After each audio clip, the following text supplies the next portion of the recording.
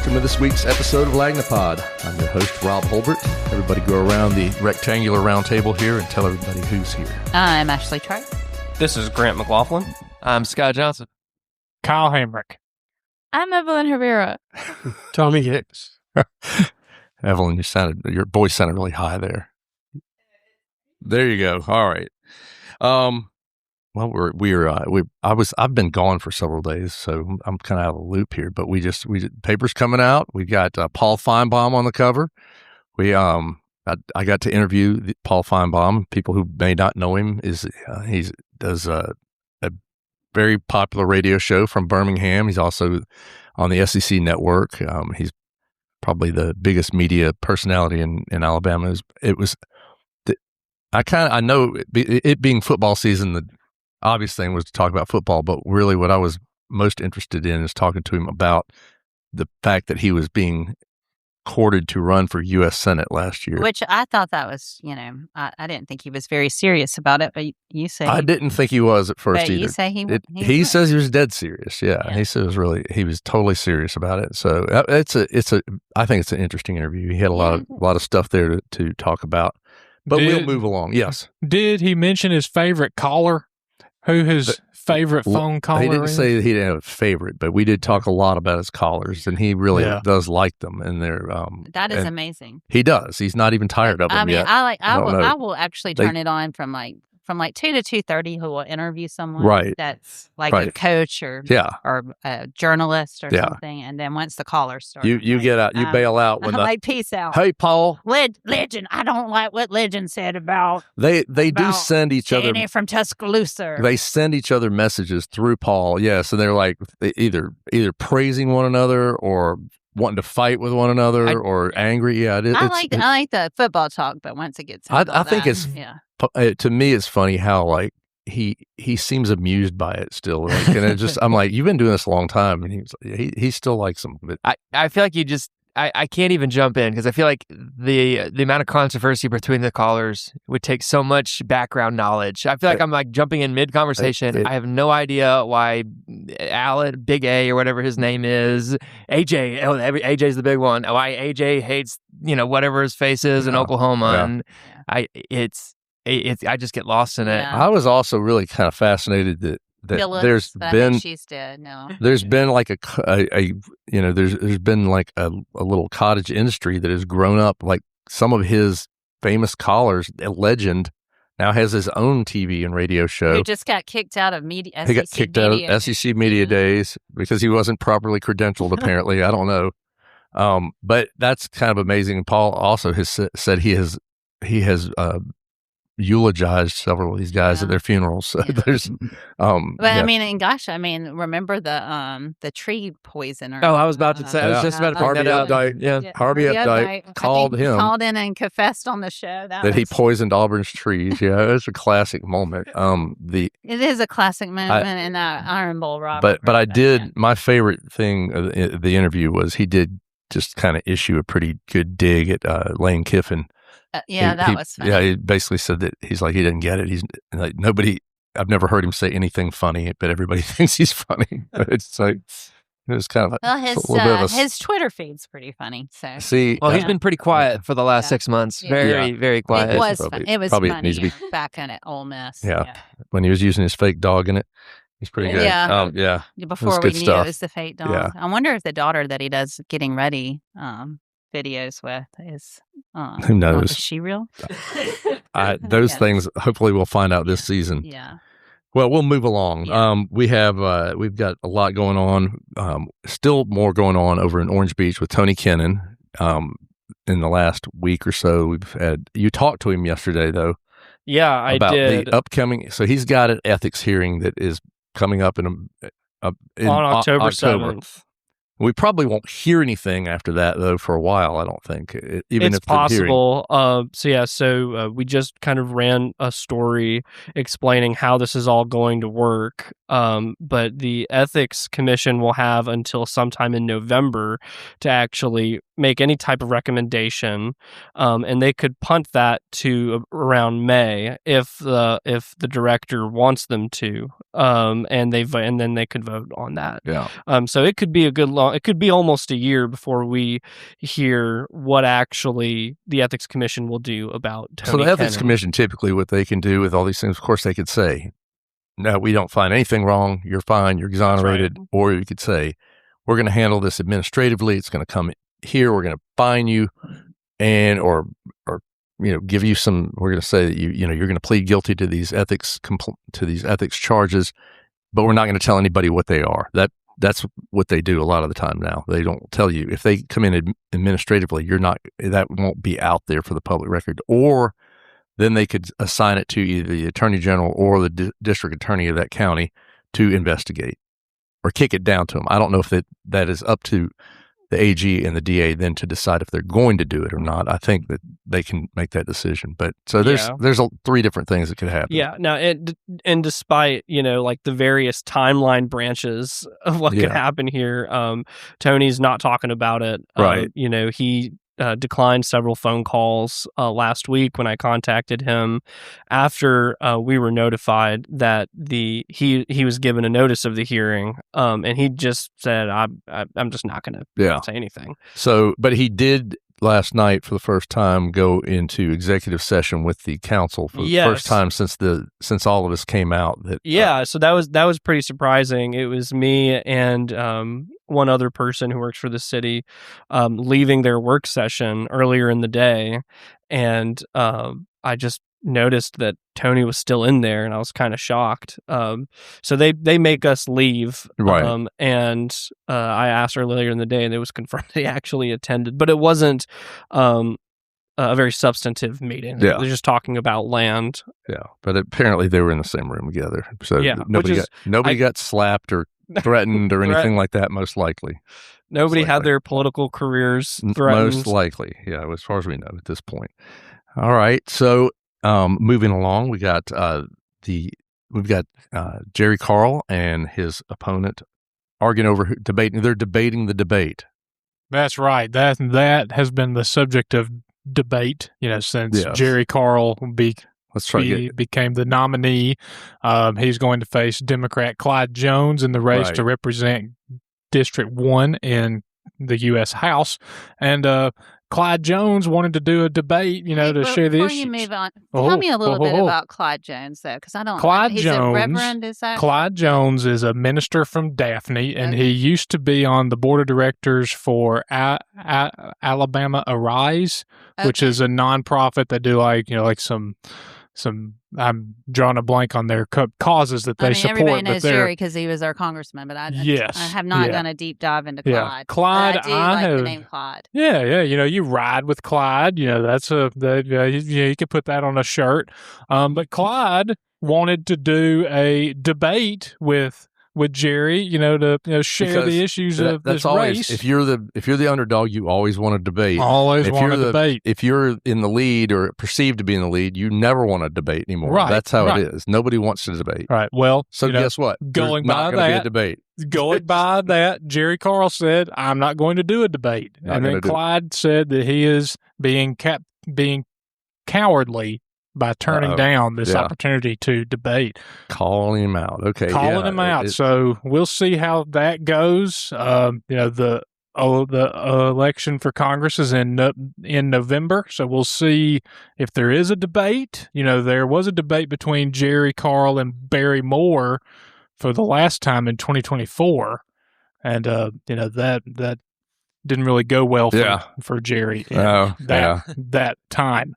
So, that's where we're at. The debate on the debate. Speaking about Barry, did y'all see that his recommendation for the I-10 bridge that I did not. Made? Well, he's already made it before. We've covered it before previously. Yeah, but... Well, last time he said it in like a jokey joke way. But this time, I don't know. It seems a little more different. Less jokey joke. Yes. Okay. It basically he says we need to name the I-10 River Bridge in Bayway. After Donald Trump bridge. Yeah. So I mean, that would be great if we could get funding for it. There's not been a single extra dime put forward to the project under the new administration. I'm going to veto that one. I'm going to say Jimmy Buffett. I saw someone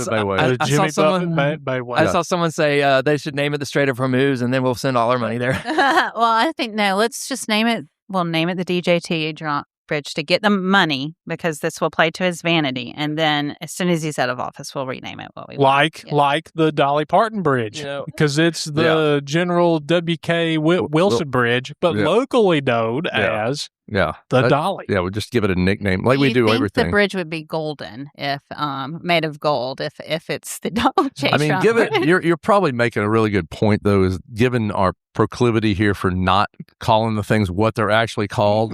The Jubilee Parkway is the Bayway. Nobody ever says I'm on the Jubilee Parkway.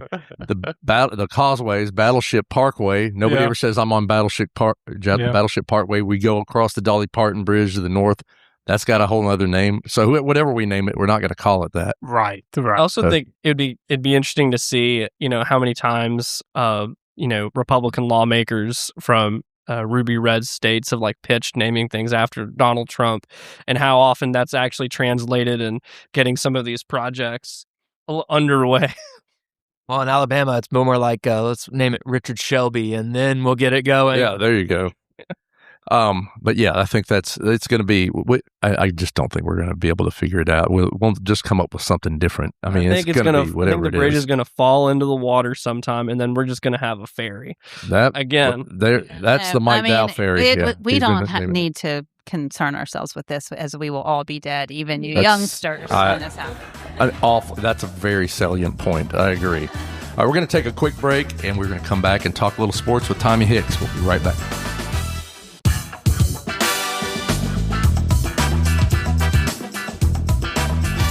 We are back with Tommy Hicks, and it is your time of the year.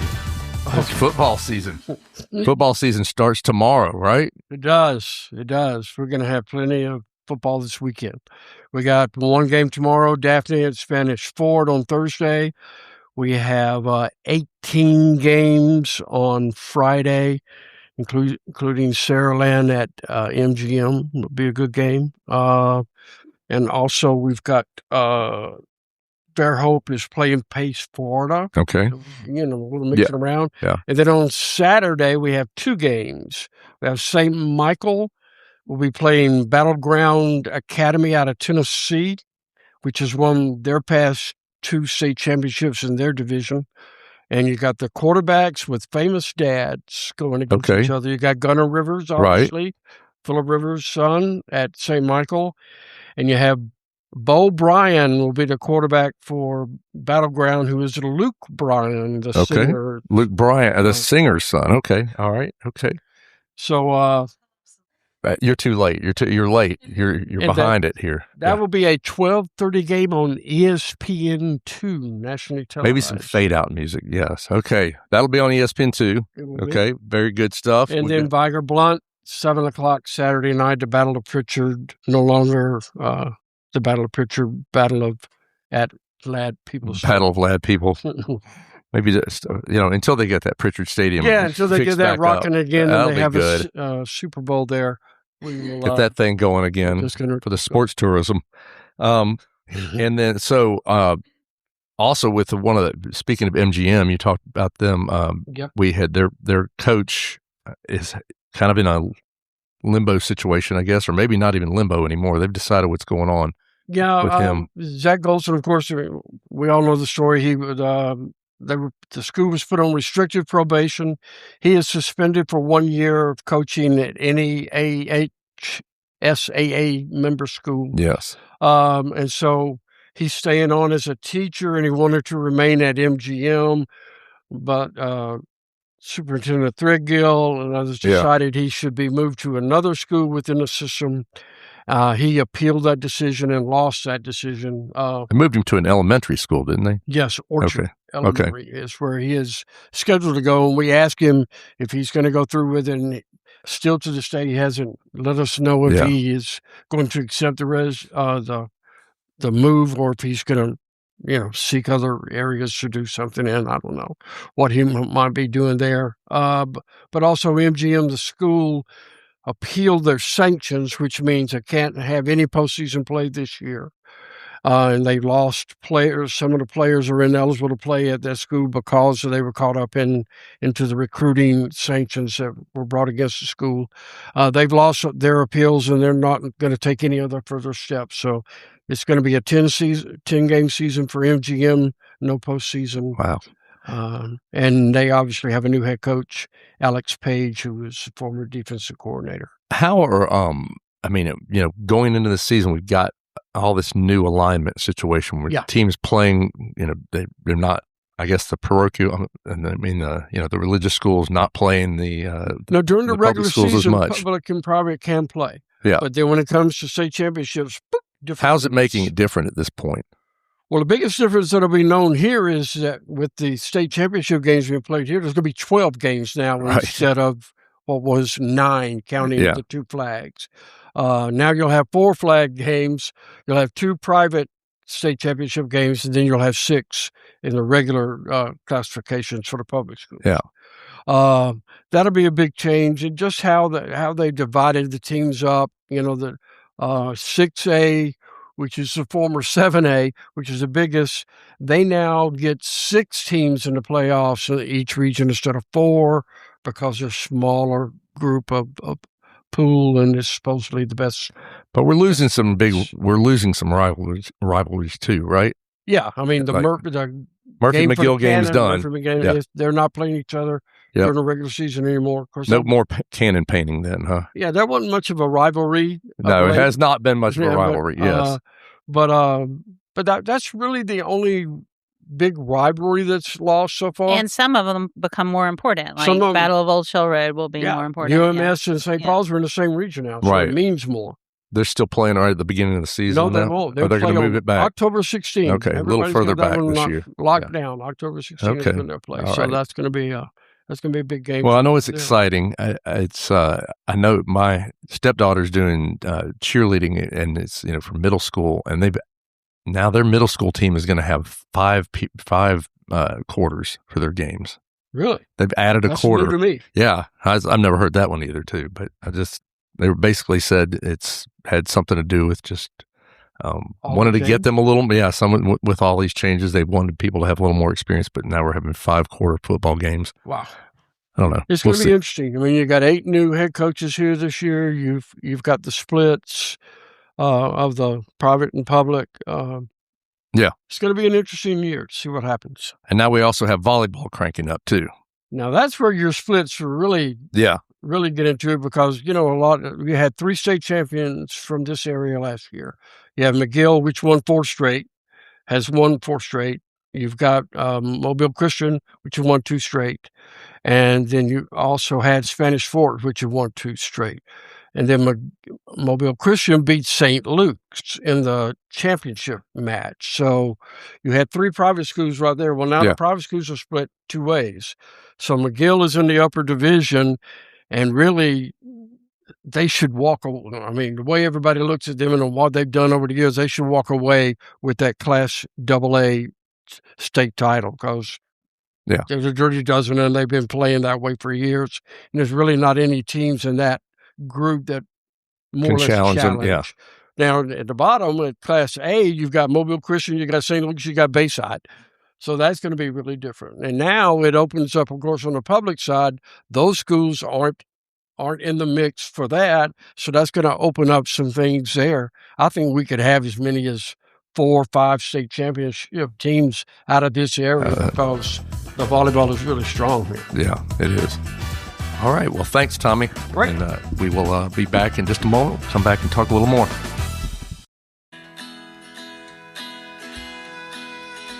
Is this some bumper music? Is that what we've got? Our very unsophisticated sound studio. You're really working this stuff. You're the best sound engineer we have. So Scott, we had a story that this was kind of a fascinating one, and that Jason Isbell is going to come here and do a show. I mean, they're going to have a rally for Doug Jones, and he's going to play there, right? Yeah, I kind of ran into this story on accident. Doug Jones had made a payment to Lads Peoples, and I was like, oh man, he's doing an event there. He wasn't. Anyway, but that just led me to asking his staff about coming to Mobile, and then come to find out he is coming to Mobile. Jason Isbell is going to be doing a rally with him at Crown Hall. So it is a rally. Yeah, it is a rally. They're doing a VIP event prior at Crown Hall, and then I think a free concert, which is $1,000 a head on that. Yeah, $1,000 a head. Yes, the concert's so I won't free. Be seeing.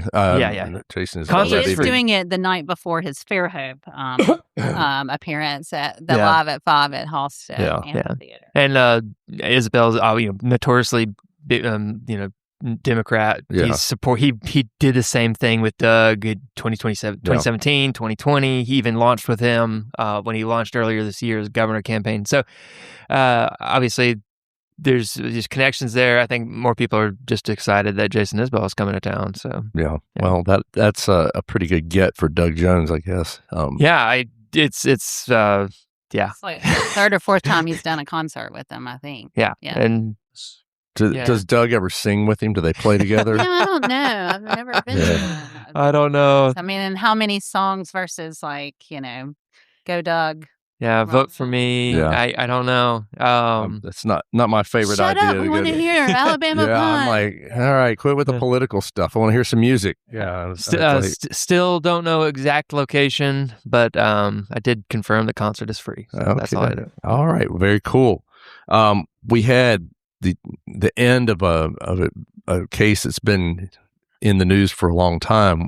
The death of Victor Birch and the trial. He was run over, I guess, or killed by a drunk driver several years ago now. And he was a really popular in the running community. Right. Here. And like triathlons. That's right. Ironmans. Yeah. A lot of the local running events. I actually had probably raced with him, which is really sad. It was a huge loss. I remember I was in high school when it happened, and it was really a huge loss for the running community. And I feel like even people. But he was in his car when this happened. Yeah. He was not running. They were like, I know. There's always that people think that all the time that he was running. This was a head-on drunk driving thing. I think he was coming from running. No, he was going to meet a friend to do some biking for a triathlon that was coming up. And he never made it. It was really upsetting. But I went to the closing statements for the trial, and it was interesting to see how they move in the courthouse. Is this your first time to go in cover a trial, huh? Yeah, well, I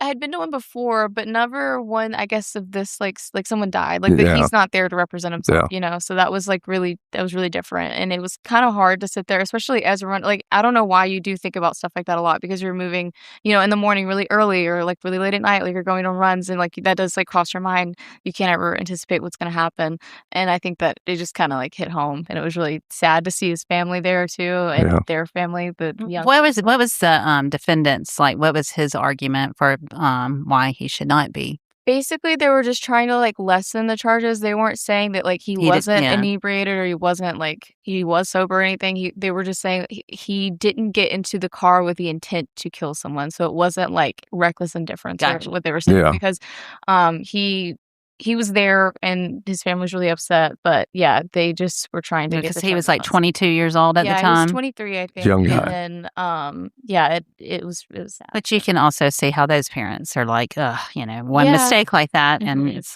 it's hard to sit there and see that your kid's probably not gonna come home. And they ended up finding him guilty of reckless indifference manslaughter. Right. So I think that was a lesser charge. Manslaughter. I thought not. No, reckless. this was for reckless manslaughter. So that's the lesser charge. Yeah, that's the lesser charge. I believe, because I believe they asked for murder.